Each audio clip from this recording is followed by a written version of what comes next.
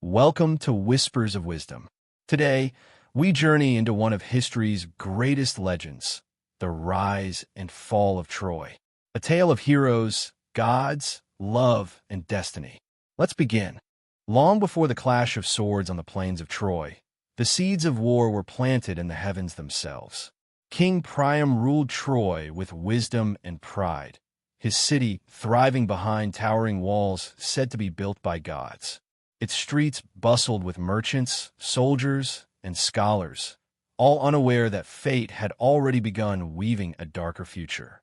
Far above, on Mount Olympus, the gods gathered for the grand wedding feast of Peleus and Thetis. Every divine being was invited, except one, Eris, the goddess of discord. Furious at her exclusion, she arrived uninvited, casting a single golden apple across the banquet floor. Etched on its glowing skin were the ominous words, "For the fairest." Chaos erupted instantly. Hera, queen of the gods, claimed it. Athena, goddess of wisdom and war, demanded it. Aphrodite, radiant goddess of love, insisted it belonged to her. Their arguments shook the hall, and Zeus, wanting no part in their rivalry, chose a mortal to decide. Paris, prince of Troy. Paris, known for his fairness and gentle spirit, was stunned when the three goddesses appeared before him on a quiet hillside. Each offered him a powerful bribe. Hera promised dominion over all kingdoms. Athena offered unmatched wisdom and victory in all battles. But Aphrodite whispered of something deeper, the love of the most beautiful woman in the world, Helen of Sparta. Tempted by a destiny shaped by love rather than power or war, Paris placed the golden apple in Aphrodite's hand. The sky brightened with her victorious smile, while Hera and Athena's wrath darkened the clouds above. In that single moment, a prince's choice bound gods and mortals to a future none could escape. And far away in Sparta, Helen's fate shifted, drawing her life toward Troy like a distant, unavoidable storm. Paris's journey to Sparta began under Aphrodite's warm protection. Yet even he could not foresee how deeply his choice would reshape the world. When he arrived, King Menelaus welcomed him with the generosity owed to a foreign prince. The halls of Sparta echoed with music and feasting, and Paris found himself surrounded by Greek nobility. Yet his gaze could not drift far from Helen, the woman whose beauty had been promised to him by a goddess. Helen shone like a flame in the midst of the Spartan court. Elegant, graceful, and adored by her people, she was more than a queen. She was a living symbol of peace between powerful Greek kingdoms. Though she had married Menelaus, her heart was restless, and when she met Paris, a subtle current seemed to pull them toward each other. Whether it was the will of Aphrodite or the stirrings of something deeper, neither could deny the connection that grew between them. Days passed, and their bond strengthened in secret glances and whispered conversations. But when King Menelaus received news of his uncle's death in Crete, he was forced to leave Sparta, entrusting his guest Paris with the safety of his household. This absence opened the door to temptation. Helen, torn between loyalty and desire, stood before a decision that could shatter kingdoms. One fateful night, beneath the shimmering Aegean moon, she chose Paris. Whether she fled willingly or was swept away by Aphrodite's influence, stories differ. But together they boarded the Trojan ship waiting at the shore. When Menelaus returned and discovered Helen gone, a cold fury filled his heart. He called upon the oath once sworn by all Helen's former suitors, an oath to defend her marriage at any cost. Kings rallied. Warriors gathered. Across Greece, drums thundered as the greatest army ever assembled prepared to sail for Troy, determined to reclaim a stolen queen and punish a kingdom that dared defy them. The Greek armada crossed the Aegean like a storm of iron and sails. Hundreds of ships, bearing kings and warriors from every corner of Greece, cut through the waves toward Troy. At their head sailed Agamemnon, commander of the host, his eyes burning with ambition. Beside him were legends in the making: Achilles, swift as a god; Odysseus, the cunning king of Ithaca; Ajax, towering and unyielding. Each came with the same purpose: reclaim Helen and make Troy pay. When the Greeks finally reached the shores of Asia Minor, their landing shook the coastline with the weight of tens of thousands of warriors. The Trojans met them fiercely, led by Prince Hector, whose calm strength bolstered the defenders. The first battles were brutal and swift. The Greeks seized the coastal plain, establishing camps and fortifications, while the Trojans retreated behind their towering walls said to be crafted by Poseidon himself. The war that followed dragged on far longer than any had expected. Days were filled with brutal clashes on the battlefield, nights with the echoing cries of wounded men.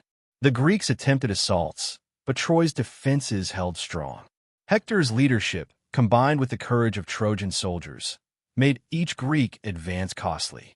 Meanwhile, the gods watched from Mount Olympus, their rivalries spilling into the mortal world. Hera and Athena, still bitter over Paris's judgment, aided the Greeks with storms, strategies, and divine strength. Aphrodite shielded Paris and guided Trojan arrows. Zeus attempted balance, yet even he was swayed by the passions of his kin. As months turned into years, neither side could claim victory. The Greeks burned surrounding villages, but still could not breach Troy's gates. The Trojans launched daring raids, yet could not drive the invaders back to sea.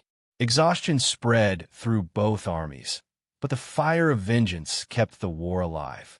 And so the siege tightened its grip, turning the once thriving plains into a battlefield drenched in blood, where destiny silently sharpened its blade for the tragedies yet to unfold. As the long war dragged on, moments of fragile hope flickered through the endless violence.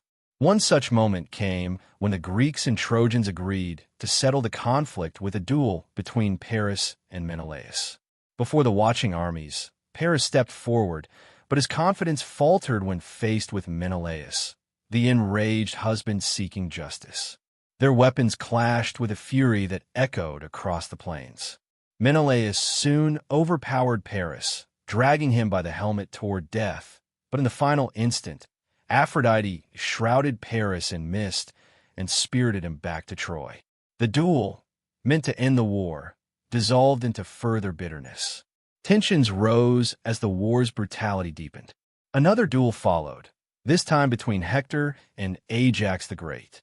Their battle was fierce and balanced, two giants of war trading thunderous blows until dusk forced a halt. They exchanged gifts in mutual respect. Yet both knew peace was still far out of reach. But the conflict's darkest turn came not through the duel of enemies, but the clash of pride within the Greek camp. Agamemnon, eager to assert his authority, seized Briseis, a woman awarded to Achilles as a prize of honor. Achilles, furious and humiliated, withdrew from the war entirely, refusing to fight for a commander who disrespected him. His absence was a devastating blow. Without Greece's strongest warrior, morale crumbled. Sensing weakness, Hector led a massive counterattack. The Trojans surged forward, pushing the Greeks back to the very edge of their ships.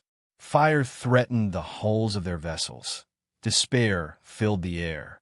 Desperate to inspire the Greeks, Patroclus, Achilles' closest companion, donned the hero's gleaming armor and charged into battle.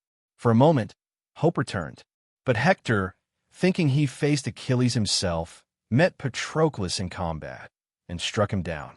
Patroclus' death was the spark that would awaken a storm unlike any the battlefield had seen. The death of Patroclus fell upon the Greek camp like a shroud of darkness.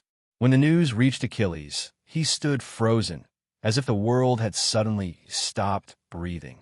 His closest companion, his brother in all but blood, lay slain by Hector's spear. Grief tore through Achilles with a violence greater than any blade. Rage followed swiftly, burning through him like fire fed by the wind. Not even the gods could soothe his anguish.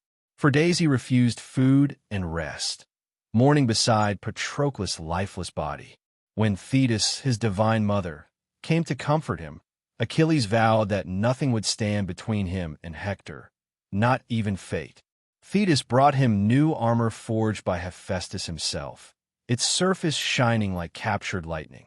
Clad in this divine armor, Achilles returned to battle with a fury that terrified both Greeks and Trojans alike. The battlefield trembled beneath his wrath. Trojans fled at the sight of him, for Achilles fought like a force of nature, swift, relentless, unstoppable. He cut through warriors, chariots, and defenses with a single purpose: to reach Hector. At last, the two champions faced each other beneath Troy's high walls. Hector, though brave, felt the weight of destiny upon him. He ran 3 times around the city as Achilles pursued, a chase witnessed by gods and mortals. When Hector finally turned to fight, their clash was swift yet unforgettable. Achilles struck him down, ending Troy's greatest hope for survival. In blind rage, Achilles tied Hector's body to his chariot and dragged it across the dust, a sight that filled the Trojans with sorrow so deep it seemed to echo from the walls themselves. Yet even in grief, King Priam found courage. Under the cover of night, he entered the Greek camp alone, kneeling before Achilles to beg for his son's body. The moment was profound. Achilles, seeing the father's tears and remembering his own, felt the storm within him finally calm. He returned Hector's body with honor, granting Troy a brief moment of peace amid the growing shadows of destruction. After Hector's death, Troy was forever changed. Grief hung over the city like a heavy fog, yet the Trojans fought on with what strength remained. Months passed, and though battles raged without end, the Greeks still could not breach Troy's mighty walls. Achilles himself met his fate when Paris, guided by Apollo, shot an arrow that struck the hero's only vulnerable spot, his heel. Even the fall of the greatest Greek warrior did not end the war, but it deepened the sense that the conflict had entered its final, desperate stage. The Greeks, weary and frustrated after 10 long years, knew brute force alone would never bring Troy down. And so Odysseus, master of cunning, conceived a bold and dangerous plan. The Greeks built a massive wooden horse, towering, hollow, and seemingly offered as a tribute to Athena. Then, under the cover of night, the Greek army burned their tents and sailed away, hiding behind a nearby island. A handful of elite warriors, including Odysseus himself, concealed themselves inside the wooden structure, waiting in silence. At dawn, the Trojans emerged to see the deserted beach. The Greek ships were gone. The war, it seemed, had ended. Many believed the horse was a sacred gift marking the Greek retreat. Only Laocoon and Cassandra cried out in warning, but their voices went unheeded, drowned by celebration and fatigue. The horse was dragged into the heart of Troy as a trophy of victory. That night, while the city slept in triumph, disaster stirred. The hidden warriors slipped out of the horse and opened the gates for the returning Greek army. Flames erupted across the city as warriors stormed through streets and palaces. The cries of battle filled the night, drowning Troy in fire and sorrow. By dawn, the once mighty city lay in ruins. Yet from the ashes, Aeneas and a handful of survivors fled, carrying the last embers of Troy's legacy into the uncertain future. Proof that even in destruction, destiny continues to shape new beginnings.